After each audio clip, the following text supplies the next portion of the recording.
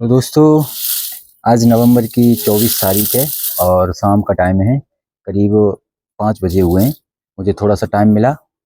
कई मेरे subscriber friend की क्वेरी थी कि इस समय हम अडेनियम लगा सकते हैं या नहीं लगा सकते हैं, या रिपोर्ट कर सकते हैं कि नहीं कर सकते हैं, ऑनलाइन मंगाएं या ना मंगाएं। तो इसी तरह से कई पॉइंट पर आज क्वेरी आ रही थी नवंबर के महीने में। नवंबर में थोड़ा सा भी सर्दी कम है, लेकिन आने वाले दो दो महीने भयंकर सर्दी रहेगी, और ज़्यादा सर्दी और ज़्यादा बरसात आप सभी जानते हैं कि एडेनियम के दुश्मन होते हैं। और ये एक रेगिस्तानी पौधा होता है, जो पहाड़ों में उगता है। बेसिकली इसकी अभी हम इसको हर जगह उगाने लग गए। इसको उसी तरह की कल्चर देना शुरू करते हैं हम, जिससे ये सर्वाइव कर पाए। तो सबसे पहले मेरा आपसे यही रिक्वेस्ट है दोस्तों कि इस समय जो नए अडेनियम लवर हैं, नया अडेनियम लगाना चाह रहे हैं, तो कोशिश करें अभी अवॉइड करें।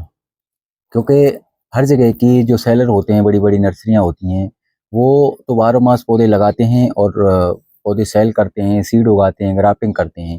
तो उनके पास पॉली हाउस होता है, जो इसके लिए टेम्परेचर वगैरह चाहिए, कोहरा धूप वगैरह, सर्दी, बरसात सबसे वो बचाने का उनके पास एक साधन होता है। तो अभी आप कोशिश यही करें कि ज़्यादा ठंड के मौसम में या ज़्यादा जब बरसात होती है, उस समय आप अडेनियम ना खरीदें तो ज़्यादा अच्छा है। और अगर आप पुराने अडेनियम रखने वाले हैं, तो आप सभी जानते हैं, वो कभी भी आप 12 मास आप भी पौधे लगा सकते हैं, रिपोर्टिंग भी कर सकते हैं। और क्योंकि वक्त के हिसाब से वो अपनी ग्रोथ लेता है, जब उसका टाइम आएगा, जब तक उसको सर्वाइव कराने के लिए ज़िंदा रखना पड़ता है। बस ये 3-4 बातें होती हैं दोस्तों। तो क्वेरी यही है कि इस समय खरीदें ना खरीदें। तो आप खरीद सकते हो, लेकिन आपको थोड़ा-सा वक्त का धैर्य रखना पड़ेगा, फरवरी मार्च तक, जब तक ये नई ग्रोथ नहीं लेंगे। और अगर आप ग्रोथ के चक्कर में इनमें उल्टा-सीधा खाद वगैरह डालते रहेंगे, पानी देते रहेंगे, तो आपका पौधा मर भी सकता है दोस्तों। तो मेरे पास ये कुछ तरह से अभी भी नवंबर की 24 तारीख है और कुछ फ्लावर आज भी ब्लूमिंग कर रहे हैं, अच्छे फ्लावर दे रहे हैं। क्योंकि हर प्लांट अपनी अलग नेचर के हिसाब से, कोई पौधा कभी ज़्यादा जल्दी फ्लावर करता है, कोई कभी बंद कर देता है फ्लावरिंग देना, कभी कोई सा पत्ती झड़ा देता है, कभी कोई थोड़ा-सा लेट पत्ती झड़ाता है, किसी में डोरमेंसी आ रही है, किसी में नहीं आ रही है। ये कुछ फ्लावर मैं आपको दिखा रहा हूँ दोस्तों, सभी अच्छे ब्लूम कर रहे हैं। और जो मेरी सॉइल मीडिया जो मैंने लगा रखे हैं, जो मैं आपको दिखाऊँगा लगभग वही है, कुछ थोड़ा बहुत बोन मील वगैरह का कुछ अंतर आएगा सीज़न के हिसाब से। तो ये मेरे कुछ फ्लावर के रखे हुए हैं, कुछ मैं आपको अडेनियम और अरेबिकम। अडेनियम में तो कॉर्डेक्स मोटा होता है, उसके नॉर्मली प्लांट सिंगल पेटल में पिंक होते हैं, और इनमें different different single petal, triple petal और डबल पेटल में फ्लावर होते हैं, जो ग्राफ्टेड होते हैं। कुछ सीड से उगे भी पौधे इस तरह से तैयार हो जाते हैं दोस्तों। तो कुछ मेरे ये फ्लावर वाले प्लांट हो गए, कुछ मैंने ग्राफ्टिंग वगैरह की, वो लास्ट वीडियो में मैंने आपको फ्लावरिंग दिखा रखी है। हर पौधे के बारे में आप अगर अडेनियम के लवर हैं, अडेनियम खरीदना चाह रहे हैं या अडेनियम रखना चाहते हैं या केयर के लिए, तो मेरे चैनल को सब्सक्राइब करके मेरी वीडियो देख सकते हैं। और आगे भी इनके मैं अपडेट देता रहूँगा। तो आप चैनल को सब्सक्राइब कर लें, बेल आइकॉन दबा लें। तो ठीक है दोस्तों, वीडियो को ज़्यादा बड़ी ना करते हुए हम पॉइंट की बात पर आते हैं।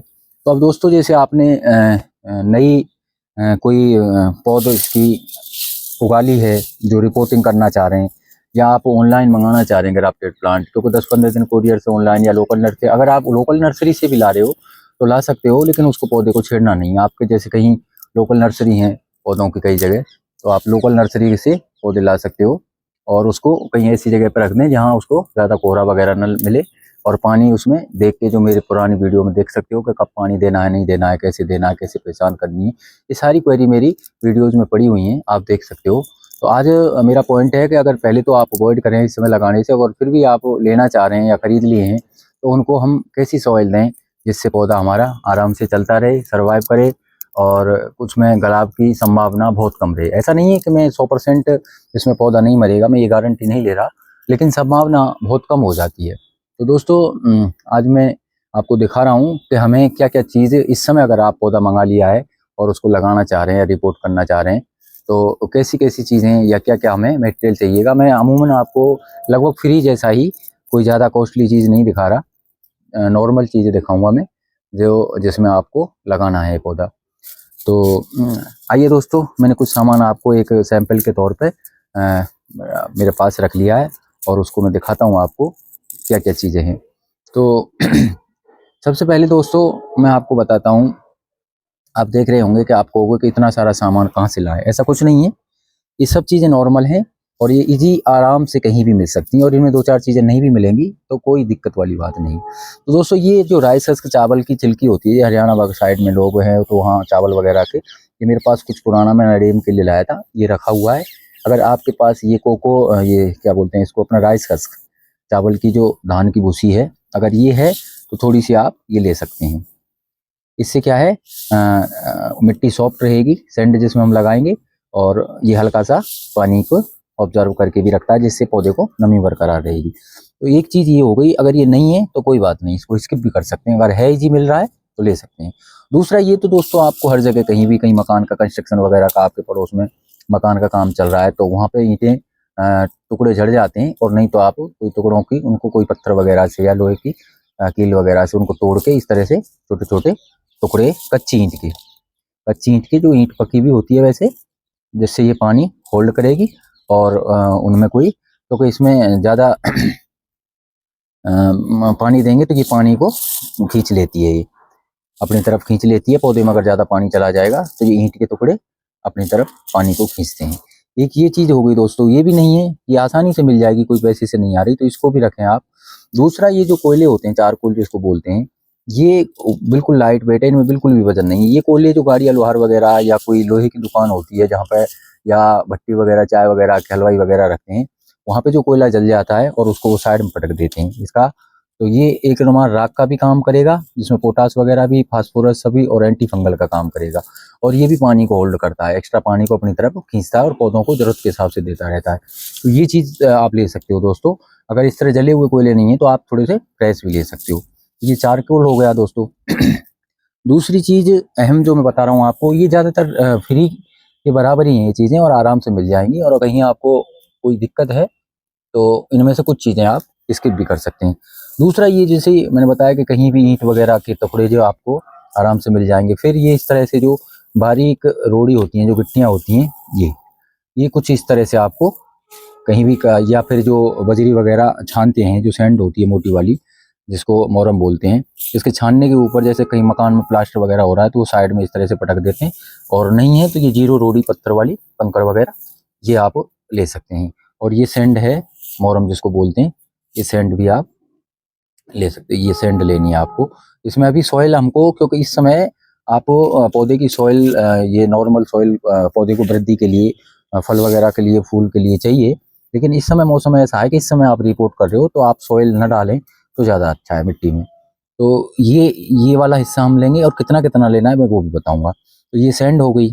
और आपके पास प्योर पकी हुई गोबर की खाद, उसमें सड़ी गली नहीं हो, सड़ी गली होगी तो वो नुकसान कर सकती है। प्योर पकी हुई गोबर की खाद ये देख रहे हैं आप, तो ये प्योर गोबर की पकी हुई खाद है। इसमें कोई इन्फेक्शन वगैरह, फंगल वगैरह लगने की संभावना नहीं रहेगी। तो ये भी थोड़ी सी काम में ले सकते हो। और आपके पास अगर कोकोपीट है, और नहीं है तो मैं किसी दिन कोकोपीट ईंट से 1 किलो की पैकिंग आपको 100 रुपये के आसपास आ जाएगी। तो हर गार्डनर कोकोपीट अमूमन में रखता है, नहीं है तो आप ला सकते हो। और कोकोपीट नहीं है तो कोई नहीं, इसको भी आप स्किप कर सकते हो। अभी है, क्योंकि जो न्यूली पोट उसका कोडेक्स उखड़ जाता है तो इसमें पानी होल्ड रहता है, तो ये कोडेक्स को जल्दी रिकवर करता है, थोड़ा सा अगर डाल देंगे तो ये इस समय के हिसाब से ये ठीक रहेगा। और दूसरा ये चीज़, जो सूखे पत्ते पौधे के नीचे कहीं आप सूखे पत्ते देखें, ये बिल्कुल सूखे हुए पत्ते हैं, आप आवाज़ सुन रहे होंगे ये, तो ये सूखे पत्ते बहुत अहम काम करेंगे। इनको हम नीचे लगाएंगे, और जब पौधा अपनी ग्रोथ पकड़ेगा तो नीचे जड़ें जाएंगी, तो ये खाद बन जाता है, और इसमें बहुत अच्छे से जड़ें इसकी फैलती हैं। तो ये आप सूखी पत्तियां कुछ ले लें। तो ये 4-5 चीज़ें हो गई दोस्तों, ये फ्री की चीज़ें हैं लगभग। राइसस का आपको कहीं भी मिल जाएगा, नहीं है स्किप कर सकते हो। कोयले, चारकोल के टुकड़े मिल जाएंगे, ये भी नहीं है तो भी स्किप कर सकते हो। ईंट के टुकड़े मिल ही जाएंगे, इनको कोई दिक्कत नहीं है। और ये छनी हुई सैंड, बजरी वगैरह, ये पत्थर के टुकड़े हैं, ये आप ले सकते हो, फ्री के हैं, इनको में कोई पैसा नहीं लग रहा। और ये सैंड, चारकोल वगैरह, कहीं रोड सहारे किसी भी बिल्डिंग में कंस्ट्रक्शन का काम चलता रहता है, आप वहाँ से ये सैंड ले सकते हैं। और ये वर्मी कंपोस्ट है, गोबर की खाद थोड़ी सी। और अगर नहीं भी है ये, तब भी पौधा आपको इस समय अपन को 2 महीने ग्रोथ तो देनी है, पौधे को लेगा भी नहीं।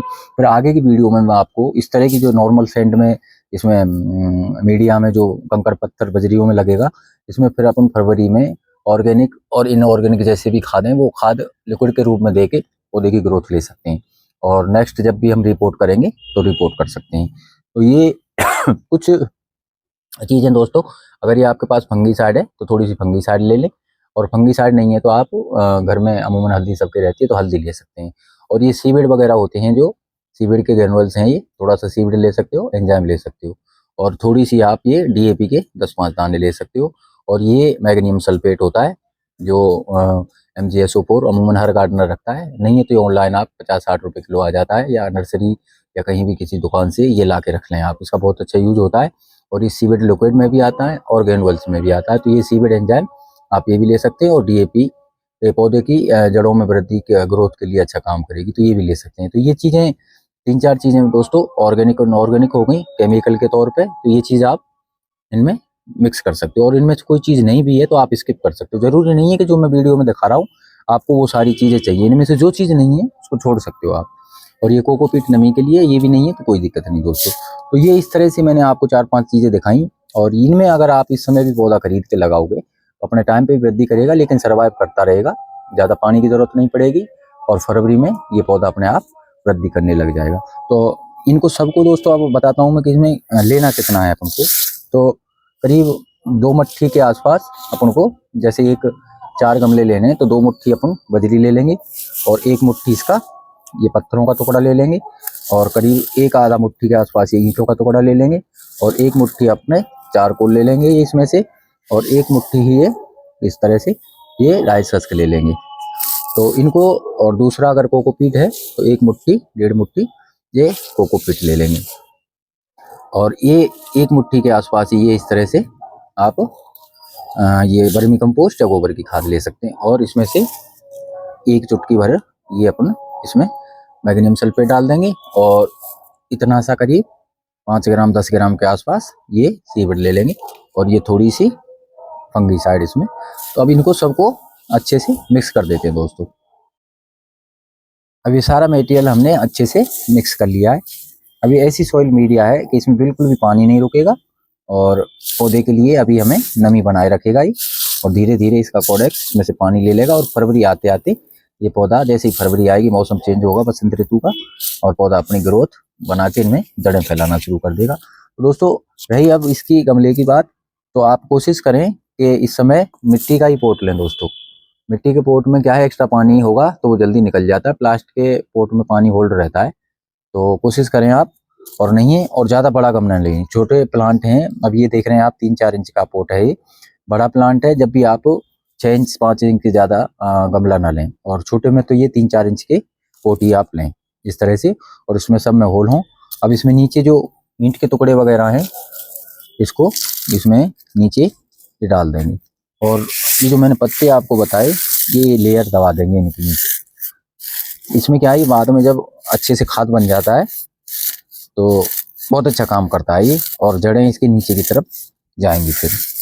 तो ये इस तरह से हमने इसको बेस बना दिया है। अब इसके ऊपर थोड़ा सा मीडिया डाल देते हैं, और इसको अच्छे से दबा देंगे। अच्छे से दबाने का मतलब इसके नीचे पत्ते जम जाएंगे और धीरे धीरे बैठते चले जाएंगे। ये इस तरह से अब डाल दिया है हमने दोस्तों, इसमें थोड़ा सा और डाल देते हैं। ये पूरी तरह से करीब 4 इंच के आसपास अब ये खाली है, सॉरी 1-1.5 इंच के आसपास। और ये इस पौधे को मैं आपके सामने रिपोर्ट कर रहा हूँ। ये देखें दोस्तों, इसको मैं पूरा मिट्टी को निकालता हूँ और पौधे को बाहर निकाल। दोस्तों मैंने ये इस पौधे से, इस पॉट से निकाल लिया है। अब देखें इसमें नीचे मैंने कोकोपीट डाला हुआ था वेंटिलेशन के लिए, और इसकी जड़ें बिल्कुल नीचे जाके बाउंड हो रही थी, रुक रही थी, और इसकी मिट्टी बिल्कुल सूखी हुई है, इसमें मैंने पानी नहीं दिया था, बिल्कुल भी इसके अंदर नमी नहीं है। ये सैंड और इसमें सॉइल है, मिट्टी है। तो ये क्या है, इसका कोडेक्स आप देख रहे हैं ये पिलपिला रहा है, सुखड़ा हुआ है, क्योंकि इसके अंदर पानी नहीं था और ये ग्रोथ ले रहा था, इसकी नई नई जड़ें, इसलिए ये इसमें कोडेक्स में से खाना ले रहा था ये पौधा। अब इसको सेंटर में बिल्कुल इस तरह से बीच में लगा के, और इसका जो सफ़ेद पोर्शन है अभी इसको ज़्यादा नहीं उठाएंगे इस समय, यहाँ तक जहाँ तक लगा हुआ था यहाँ तक ही इसको रख के, और इसमें मैं अभी मिट्टी भर के आपके सामने इसको दिखाता हूँ, क्योंकि दोस्तों मैंने एक हाथ से मोबाइल पकड़ रखा है। दोस्तों मैंने ये जहाँ तक लगा हुआ था वहाँ तक मैंने कर दिया, क्योंकि ये पोर्ट थोड़ा सा छोटा पड़ रहा था, इसकी जड़ें ज़्यादा गहरी थी, तो मैंने वापस इसी पोर्ट में जिसमें से निकाला था इसी में इसको रिपोर्ट कर दिया है। और अब इसमें फुल पानी एक बार, क्योंकि इसमें मिट्टी ऐसी बनी हुई है पानी रुकेगा नहीं, इसमें एक बार फुल पानी दे देंगे, और इसको ऐसी जगह रख देंगे जहाँ पे अभी 2-4 दिन, जो क्योंकि धूप ज़्यादा है तो दिन में धूप रह रही है, तो यहाँ जा इसको डायरेक्ट से ज़्यादा धूप ना लगे। और उसके बाद में 3-4 दिन बाद जो भी वीडियो आएगी इसका मैं आपको प्रोडक्ट्स भी टाइट हो जाएगा, इसका अपडेट दूंगा। ठीक है दोस्तों, वीडियो देखने के लिए बहुत बहुत धन्यवाद। इस तरह से आप अडेनियम लगाएंगे तो बहुत कम संभावना रहेगी, और इसके अपडेट आगे आने वाले अपडेट और अडेनियम वगैरह की वीडियो देखने के लिए मेरे चैनल को सब्सक्राइब कर बने रहें दोस्तों। Thank you.